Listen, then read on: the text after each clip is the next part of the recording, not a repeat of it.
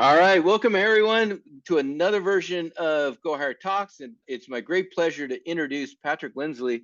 And Patrick, we met because we were talking about on LinkedIn, of course, about AI and aha moments, and using ChatGPT and going from this next step of improvement to whoa, this thing's changing things. And I think everyone on the podcast listening will probably really enjoy this because Patrick's been recruiting and building recruiting tech for 2 decades from the ground up, including sales and recruiting enablement tools. So everything from sourcing to ChatGPT, we're going to dive in. Patrick, anything else I forgot to mention? I've done a little bit of everything. We were talking about it before we hit record. When I first started recruiting, not to date myself, but the office I worked in did not have internet, so we had to be very creative in how we recruited, and it meant phone work. It meant phone work and footwork, getting out face to face with people. The old Thursday night networking events, huh? Yep, SQL exactly. database events on Thursday. And it was in a small town too, so Oh, much harder. it was very Yeah, hard. I tell you, the office that I worked for, little branch we had, we outpaced the competition. We had some great. bigger cities, and we had more billable hours than they did. Yeah, So we did.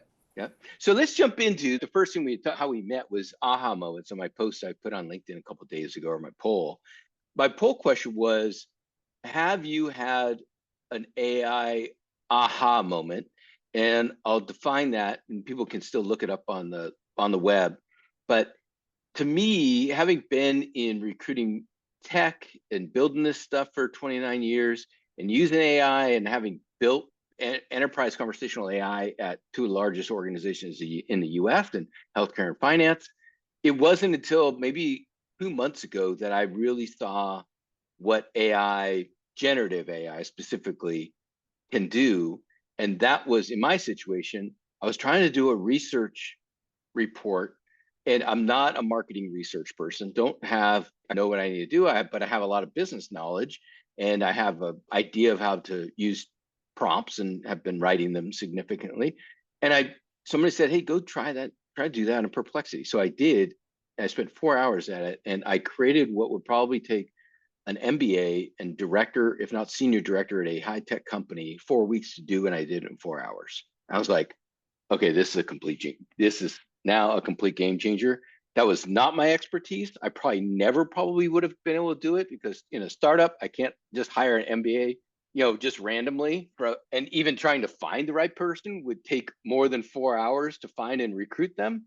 But now I had this amazing ability that I can click send, repeat, and have it go back and do everything again. So, what was your AI aha AI. moment? Well, I've been using ChatGPT for some time, ever since it really became public knowledge and available.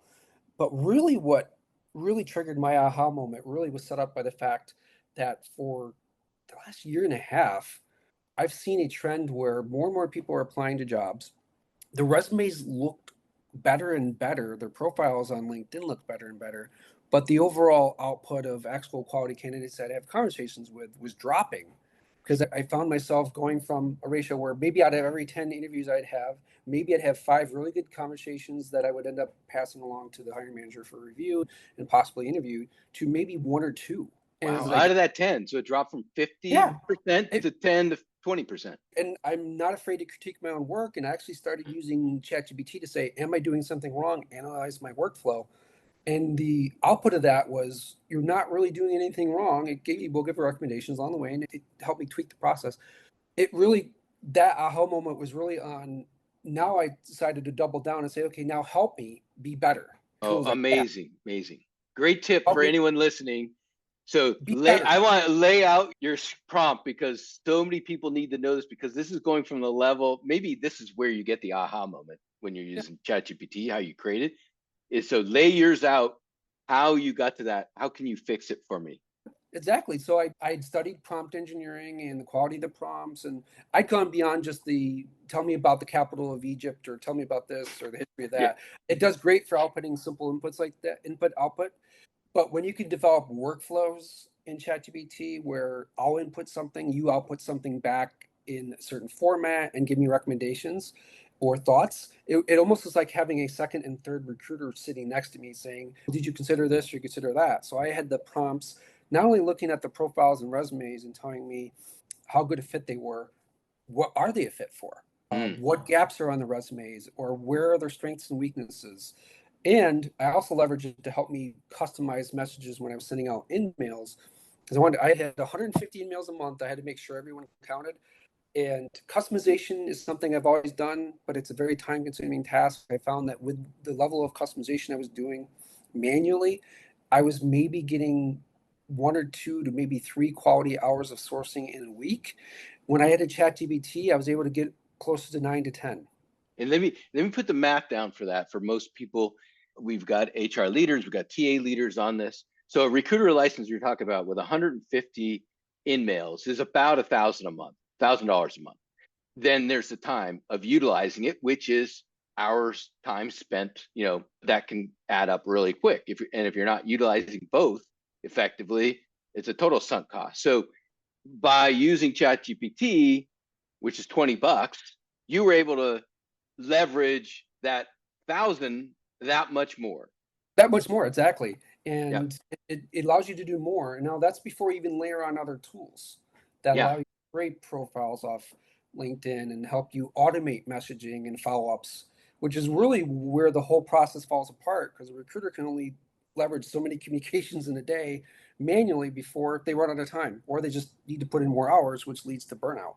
Yeah. So leveraging these tools allows you to do more activity, take the administrative burden off, so the recruiters can do what they do best, and that's have great conversations with candidates and assess fit to the hiring manager in the company, which is what I excel at. And the administrative stuff, all recruiters hate it. I don't know any recruiters ever, oh, I love answering 100 emails or follow-ups. Yeah. And then not actually getting response to the second email after I spent 15 minutes drafting it.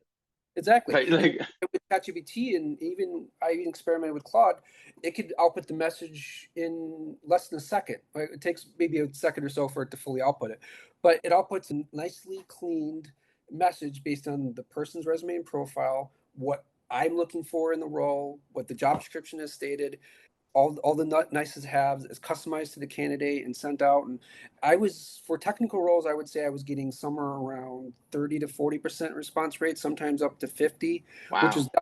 I had the benchmark on some other niche roles where I think people don't go on to LinkedIn as much. The Yeah. drop off is significant. And that's where you really do need to leverage a full suite of tools. LinkedIn is one tool. A lot of recruiters I've talked to, that I know personally have said I use LinkedIn, but I found it to be less and less effective.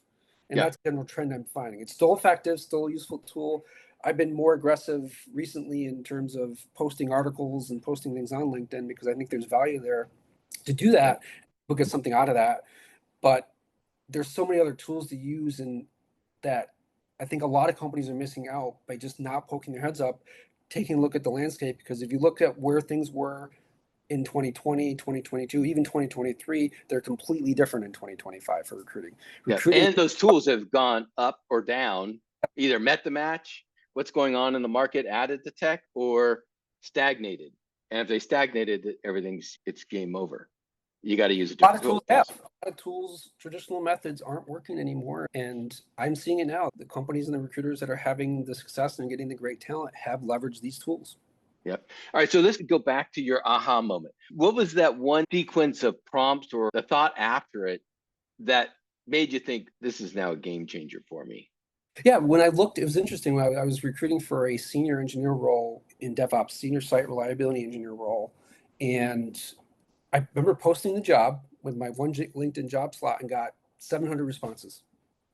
You would have thought, great, 700 responses, right? If you're somebody else, unless you're a recruiter. Well, not for the people applying, but Yeah. for the recruiters. Oh, okay, now I have 700 responses. Went through all 700 responses and maybe had 4 quality candidates. Yeah. Yep. So it told me that, I guess in the past you would say that I probably would have gotten maybe a couple hundred responses. Yep. And maybe out of that, maybe 4 or 5. So the number went up, but the number of quality in that number did not. Yep. That was one moment. So let me to So the So how was that? How did you sort through the 700 to get to the aha that, hey, this is yeah. Well, how some have of it changed? Yeah, I had to do it. A lot of it was manually going through them, but I also leveraged ChatGPT to make sure I wasn't missing any quality candidates in that. And it wanted to help validate my experience in recruiting for tech talent, to say, okay, I was able to give it the right inputs. Here's what we're looking for. Here's what's important. Here's some things that are not relevant to what we're looking for. Here's some red flags that would be red flags for us that maybe it's not a red flag for another company. It also helped leverage what I found really helpful is it would call out the size of the companies they worked for, which some you recognize, Microsoft, Oracle, big companies, you recognize them right away. But Yep. with all the company names out there, what's the size of this company? I don't have time to click and research every company on every profile. It was able to quickly give me output of they worked for a smaller company, they worked for a larger company, they and the possibility that they worked on a lean team, or maybe they have a much broader set of technical experience versus a lot of companies, they're very siloed. If you Yeah. talk to a senior site reliability engineer working for a large company, they probably were on a team of several site reliability engineers, and that company had multiple teams of site reliability engineers. Well, I'm Yeah. working for a small company, and if you're supporting a small company, they need one site reliability engineer, one senior site reliability engineer who can do a lot, who can Yeah. be hands. And Very those were the true. profiles. It helped me uncover the ones that were on paper might have looked good on the Yep. profile, but having worked for a larger company, there wasn't anything in their profile that truly would say that they were hands-on. It's Hmm. easy to throw hands-on language, but if you work for a Fortune 50 company and it has 50 senior site reliability engineers, what's the likelihood that they were hands-on at a Yeah. more level? And it really helped to source that out. And even in other roles, it helped as well.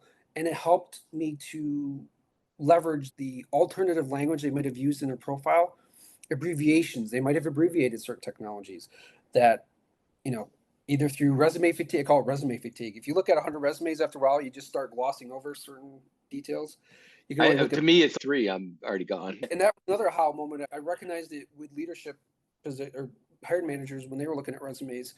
I kind of get it now. You throw a bunch of resumes and they're reading through the whole thing word for word, and they get exhausted after the third resume. And ChatGPT can do that for you and quickly suss out what you need Yep. and call anything you want to be called out. It's your prompt. You create the prompt, and it will tell you whether or not it hits what you're looking for. And That's really the important people that I want my audience to listen to is it's the prompt building. ChatGPT is just a tool, but if you don't know how to use it, it's like an yes, axe or a saw. If you don't sharpen it, you're gonna it's gonna take a lot of effort. So exactly. you just gotta do, and Patrick already mentioned this, is he learned prompt engineering. So you gotta learn, you need an identity, you need a persona, you gotta ask it, you have to give it instructions, you gotta do, there's certain steps you have to do. And then one of the key points that he brought back to was you ask it, how can you do better? Or what could have, yeah, what, how do I get to the outcome Exactly. faster? Exactly. And I also helped the other information I'd pull would example would be I don't know what this person's salary requirements are, but can you give me an estimate based on their geographic reach and their level? What would they typically, or should be anyway, either making or asking for? And it was actually pretty accurate. I tested it, would give me a number, and I would talk to the candidate, and more often than not, they were in the range that ChatGPT estimated. And so I think, and this is important for the people who are taking it out of their ChatGPT game to the next level, is do you know where ChatGPT was sourcing that stuff? Because I know Zippia has a lot of it, LinkedIn has some of it, Indeed has some of it, but It it's pulled from really all those. granular. You can go in and it'll tell you the sources. You can click on it. You can find where it's sourcing the data and see where it's pulling it from. And that's also another thing too, is if I ever feel that, because ChatGPT is only as good as the data it has, Yeah. I question the data, I will ask it, where are you getting your data? Yep. And another thing, actually, a colleague of mine had mentioned, try another chat model, try like Claude or something else, validate against each other. If you're Yeah. using getting inputs in one, challenge the output in another. You wouldn't do that every single output, obviously, because you're doubling your workload, but occasionally challenge the AI, challenge its capabilities, because it's not going to get everything right. Because with ChatGPT specifically, they have a certain cutoff date that it has data in it. I Yeah. think it's, I don't know the exact cutoff date right now. I think it's sometime in mid 2024. Now it will do live web searching, but sometimes it'll hallucinate and it won't get the data right because it's conflicting between what might have been true in mid 2024 versus what it's seeing on the web now. If it doesn't look right, challenge it, ask it, because it usually with the right prompt will self correct. Yeah. And then have you used Perplexity in the same way? I haven't, although I would love to. I've studied a lot of all these different applications and workflows. but a lot of people have recommended I try that tool and use Yeah, it. the deep research on just seemed to be that was what I did that marketing research on. Because Mhm. somebody else just said, try research this way. I'm like, okay. And Claude, to me, here's what I heard. Like ChatGPT is a generic, try it. If you're gonna spend, you only got $20, try ChatGPT. If you need to do writing, Claude overall seems to be a better writing tool It's a for, great, I would recommend that if you're looking especially at creative writing, or if yeah, you just need something that's more not cut and dry. yeah, Claude does a great job. I've tested it myself. In fact, I've given it some prompts to do short stories for fun, and it did a yeah, great job. It does a great job of research as well if you yeah, prompt right. I actually, for the short story I was working on, I actually also had it doing research on quantum entanglement, and which I know nothing about, but I was able to get it to give me some ideas around that. And actually, it prompted me that was researching the source it was researching was actual articles and theses that were public domain that I was able to access that were actually writing about the latest research in quantum entanglement. And so no matter what field you're in and what you need to know, if you know how to prompt it, you can get, if it's out there to be found, these tools will find it and be able to output it you, and it can output it at a level you can understand. So if you yeah. don't have an understanding of something and you need to level it down a little bit because it's talking about certain things, you don't even, it sent me the equations, and I even said, can you scale this up if it was like macro, like the size of a bus or something, what would it look like? And it was able to do the calculation. Wow. Yeah, I think both of us are coming back to the same thing. It's about learning how to write prompts. And there's no way to learn to write prompts unless you get started, but you can take a class and you can research it. And there, you can do it on Starlink. YouTube. There's plenty of things. But there was another use case that Patrick hid in here that I don't think I want to share because you just said it now. It's because you probably already doing this, don't even think you're doing it. I think recruiters often have, especially if they're doing technical roles or they're talking to a hiring manager or they're new to a company, they may not know the role. They may not know the company culture. They may not know some of the rules or the level of scientific effort or the technical background that someone needs. Go into ChatGPT and say, I'm a recruiter. I'm looking for this. I don't know much about this field. What are some of the major things that I should learn in order for me to be an asset to a hiring manager to get the job description correct? Something like Exactly. that. It'll do that. And then you could even prompt, you further prompt it. I did that with site reliability engineering because what I found in recruiting for that role is that titling is not always consistent on profiles. It could be somebody who posts as a DevOps engineer, but they're really a site reliability engineer, or they're using the title site reliability engineer, but they're really a DevOps engineer.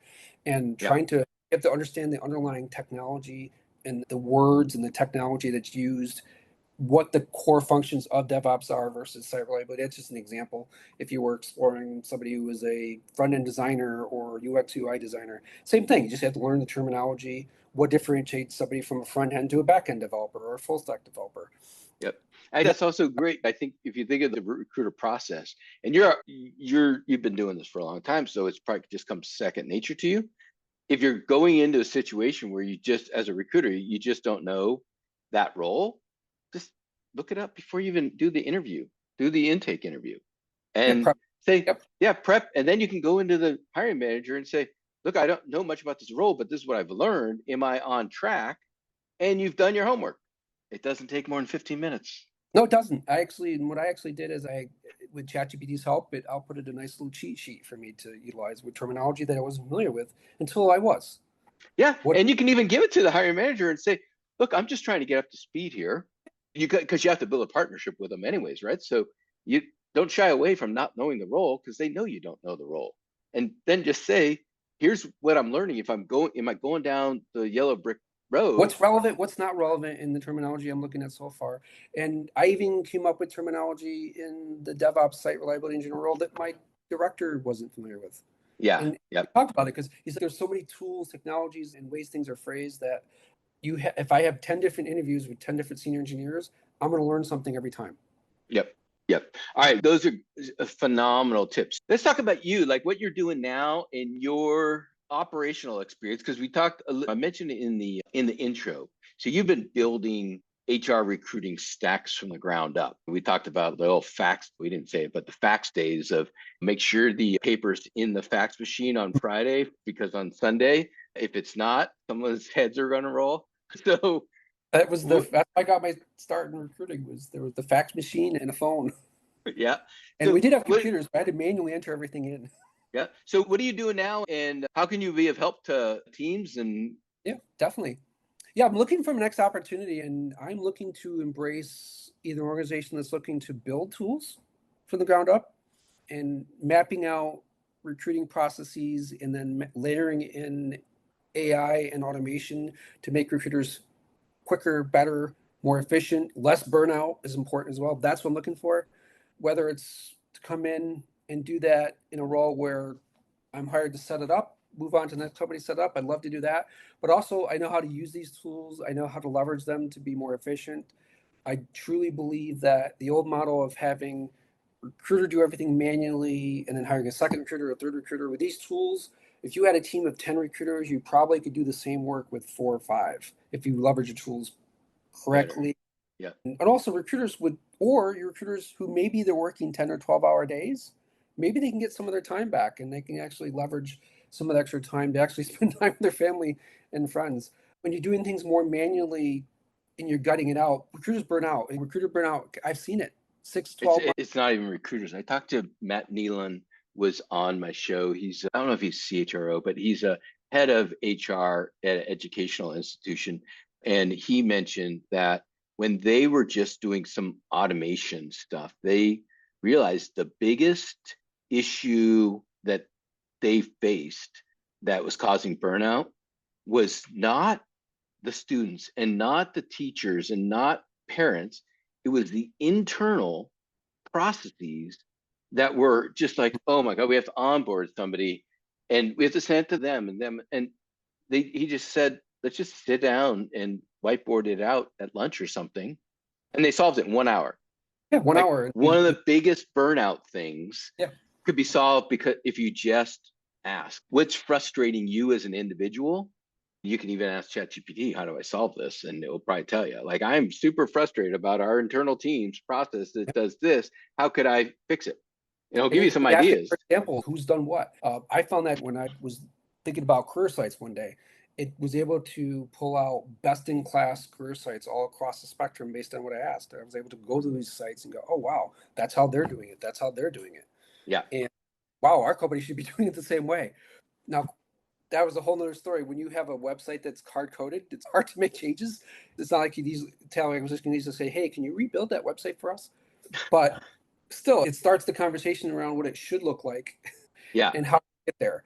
And Yeah. it may not be an instant fix in some cases, but you have to start somewhere. But anyway, to go back to what you were talking about before, I have 20 years of expertise. I've worked in different domains from healthcare, pharmaceuticals, software technology, having done a mix of both corporate recruiting and agency recruiting. When I was working in agency recruiter, I sometimes would be moving from company to company, job to job, day to day. So all of a sudden, I'd be dropped 3 or 4 positions to work on for a company I may not have even heard of before, and instantly picked up the ball to recruit. I would have loved to have ChatGPT back then because I would have instantly recruited much more efficiently, looked at the role, the company, the mission much more efficiently than I would have back then. Back then, it was like, okay, let me go to the company website, let me see what they do. A lot of times, I had zero access to the hiring manager, so I had to do everything blindly, Yeah. which is tough. So I had to leverage my own knowledge and passion to say, okay, I'm going to figure out what this company is and what their pitch is, and I'm going to Yep. recreate that on my own. But Yep. with these kind of tools, you can leverage those kind of conversations. So from the agency side, I think this would allow agency recruiters to work even faster, where agency recruiters typically already work faster than corporate recruiters. This allows you to do even more with less resources. And if you're an agency recruiter with commissions, that means more money. Yep.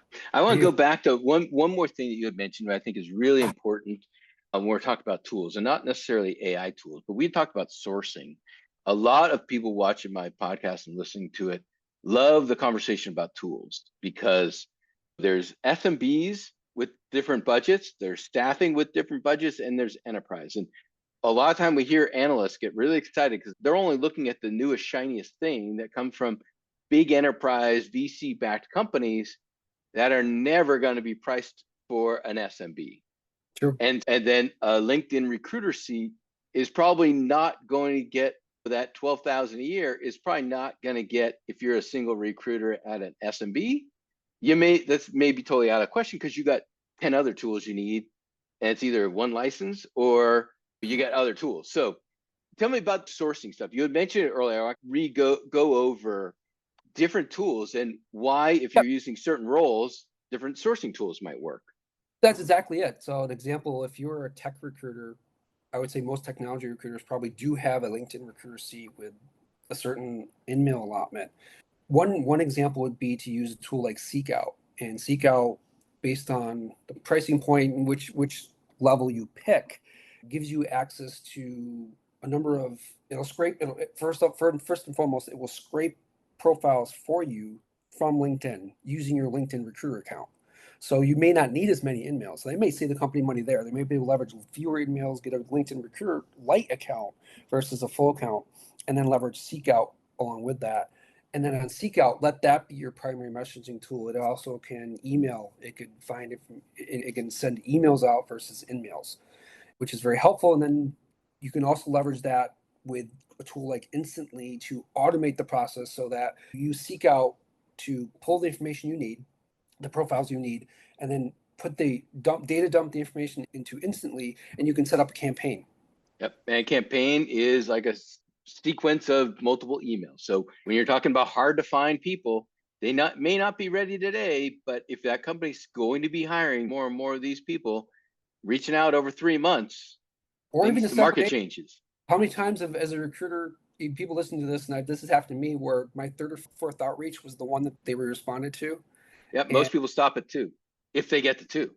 you need to have multiple outreach, and with a tool like Instantly, it will stop the outreach as soon as the candidate replies back. So it recognizes that, and you can leverage templates customized for each outreach you want. So if you want to be creative in certain ones and really leverage your creativity and your personality in those, do so. And you can do that. Leveraging those type of tools are really important. And you think about the workflow that you have and how you would reach your candidates and make sure those tools are using that. So that's one example. Those are a couple examples. And another thing with Seekout that I think is very helpful for tech recruiters, there's I think a couple packages up from the base package. It will also scrape GitHub, and it will pull people's GitHub. And if you're looking for a strong .NET developer with C# or Angular, whatever the tech stack you're looking for, it can pull those GitHub profiles that meet certain threshold that you actually can search for. You can search for, I want GitHub to have a certain number of people that are following them and so forth. And you can leverage messages to those. Now, you won't see their profile unless they also happen to have a LinkedIn profile, because you will find in using that tool, there'll be a lot of people in GitHub that do not have a LinkedIn profile. But message them. You can still reach out to them and get more insight that way, and uncover true diamonds that most of your competitors and most of your other recruiters are not grabbing. And that tool isn't overly expensive. None of these tools cost more than a few $100s a month. Yep. Yeah. So this has been amazing, Patrick, and thanks to insights on the aha moments. And the reason I am really excited about this is about aha moments in AI, and that taking that inflection point jump is that I think to lead an AI workforce transformation, which is what we're all up to at this point, whether you realize it or not, in order to be part of that and lead it, you got to get your own aha moment. If you don't realize where and when, it could be your aha moment, could be you're trying to figure out fly fishing gear, or you're trying to find a recipe and it's like, oh my gosh, or you go into your fridge and say, hey, what can I make for dinner? And you ask ChatGPT and it gives you 3 different ideas. Whatever that aha moment is, that's going to give you the ability to understand, say, what a recruiting team could do, or what a marketing team could do, or different teams in your business that will have a really measurable impact on the business if they become not just step function improvement, but that overwhelmingly, I can be 25, 50% more efficient. That's for the cost savings of the company. It's not about getting rid of people. It's about making them twice as effective. Yeah, and that's the whole point. I think people are afraid that AI is going to replace them. No, I think it's going to make them better employees. Yeah, and my goal right now is just to get more people in the workforce to realize that they have the power, regardless of your role. If you're entry level, it doesn't matter. If you want to be effective at your role and learn more, have spend time on YouTube, spend time on ChatGPT, spend time trying to figure out, if you need to talk to your boss about something, ask ChatGPT, which we hear now is probably the number one advisor, mentor, and coach for the millennials by Exactly. far. That it seems to be.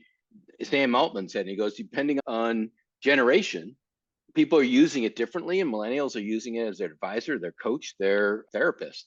Yeah, it's funny. I've been watching a lot of YouTube videos on AI to the point where I find a lot of information kind of rudimentary now. Where Yeah. okay, I already know that, but I still watch the newest ones coming out because capabilities are always changing within these tools, and a lot of good capabilities have come into ChatGPT just in the last few months. Oh my Uh, gosh. And the stuff about VO3, which just crazy, the video stuff you can do now. for that too, and while it's not video and the image isn't Generation. image generation probably isn't as relevant. Although I did have ChatGPT help me with image creation for a couple articles I posted on LinkedIn. Rather than pull something from Shutterfly or some of these other sites, I just had ChatGPT with some verbal input on my part. I just did it auto. I did it through audio. I just said, Yeah. "Hey, this for this. I want it to look like this," and I'll put it something that looks great. I'm like, "Great, I'll use that down." And I said, "Just make sure it's in the format I could Yeah. And you do have to check it. I was funny. I saw somebody talking like using one of video formats or image formats, and they're saying, look at this great video. And the person didn't even look at it enough. Like it showed somebody here, but the arm was actually twisted and the phone was showing this way, but the hand Yes, was like the wrong way. I'm like, it's getting I, better, but I'm, it didn't do good with hands and arm movements like fingers and stuff. yeah, sometimes there's like arms out here. But the last couple it created, it did a really good job. And then at one point, I took a photo that had watermark on it. Said, "Can you recreate this as best you can?" And it actually recreated the same image without the watermark. I'm like, "Oh, okay. Well, it's not quite what I, Wow. but okay." I meant something Yeah. like I didn't even I didn't even think it was going to output the same exact, but just simply did the same image with it out without the watermark. But Yeah, I no, thought that was one of the weaknesses at the moment with the image and video stuff is keeping consistency of the characters. they do a really bad job. And some of the people that are more creative that put together cleverly edited videos will do several prompts, finally get it right, and then piece together something that looks like, oh wow, look what it can do. Yes, it could do Mhm. that. With that creator a lot of effort to get it to look that good. Yeah. And they Yeah, it's might like have any tool. Yeah.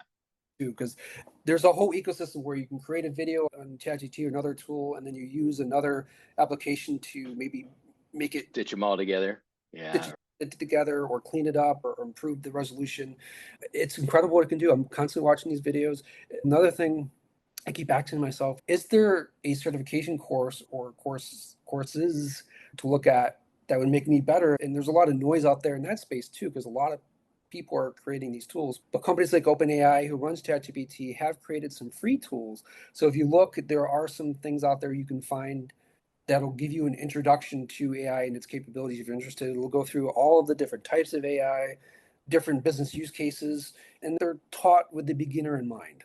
So I Yeah. would encourage people just to use ChatGPT or Claude or another model to come up with some useful links to some free YouTube videos or courses you can take. I've gone through a lot of them. I can't even tell you how many hours of videos I've watched on various tools and then started to stitch them together on Yep. how they use together. Because as I think we kind of alluded to earlier, based on your industry, how you use these tools and what tools you would use, they're plug and play. They most of these integrate together, so you Yep. just plug in the one that's relevant for your company versus another company. I mentioned Seek Out, but there's another one called Hire EZ, which is another useful tool for pulling profiles. Okay, Patrick, thanks so much for your time and your insights, your knowledge of recruiting operations, and especially in this time, AI and operations, and loved your AI aha moments and how you got to those and sharing all that. We'll add all your information at the post down below. So reach out to Patrick if you're interested in what he might have be able to help you with. Thank you so much for spending your time here with Go Hire Talks and listening to our guests. My intention from the early days has always been to create incredible content to help you in your career in understanding recruiting and marketing and business and leadership and how to move ahead, how to get your company moving ahead. So we appreciate all of the insights and feedback and comments you provide. And if you've got guests or individuals you'd like us to reach out to and have on the show, please let us know. Again, thank you very much for all your support.